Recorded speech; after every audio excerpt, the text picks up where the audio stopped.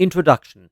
This video condenses the Anarcho-communism of Pyotr Kropotkin, anglicized as Peter Kropotkin, found in his book The Conquest of Bread, 1909. This video provides Kropotkin's view of how anarcho-communism addresses 6 aspects of society. 1. Order. 2. Market. 3. Property. 4. Structure. 5. Decision-making. 6. Means of production. Order. Kropotkin's anarcho-communism is, quote, a society that recognizes the absolute liberty of the individual, that does not admit of any authority, and makes no use of compulsion to drive men to work, end quote. Consequently, he rejects traditional social control mechanisms such as the police and judiciary, claiming that they are, quote, a greater evil and become the source of those same abuses that you wish to remedy, end quote. In Kropotkin's society, individuals voluntarily associate and cooperate, and those who refuse to meet the obligations to which they have committed are told, quote, friend, we should like to work with you, but as you are often absent from your post and you do your work negligently, we must part. Go and find other comrades who will put up with your indifference, end quote. Market.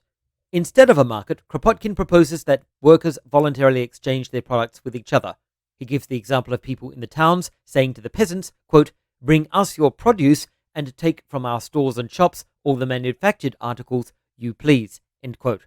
Adding that, quote, the peasant would only withhold what he needed for his own use and would send the rest into the cities, end quote.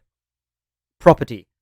Kropotkin writes, quote, the means of production being the collective work of humanity, the product should be the collective property of the race, end quote.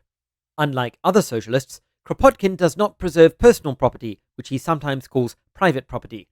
For Kropotkin, all property must be publicly owned, with no distinction between public and personal or private property. Structure. Kropotkin proposes members of society organize voluntarily into associations and commit to mutually agreed on obligations such as work hours and labor tasks. Since all property is commonly owned, Kropotkin says society, quote, will be compelled to abandon any system of wages, whether in currency or labor notes, end quote. He rejects the suggestion that people be differentially compensated according to their work, asking rhetorically, quote, which one of us can claim the higher remuneration for his work, end quote. Decision-making.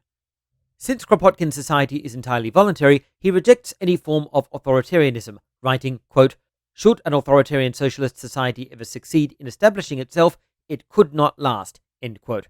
Without providing specific details about decision-making processes, Kropotkin writes that, quote, the best and fairest way is to trust the decision to those whom it concerns most nearly, end quote. Means of production. Kropotkin says all means of production, quote, would be common property, end quote.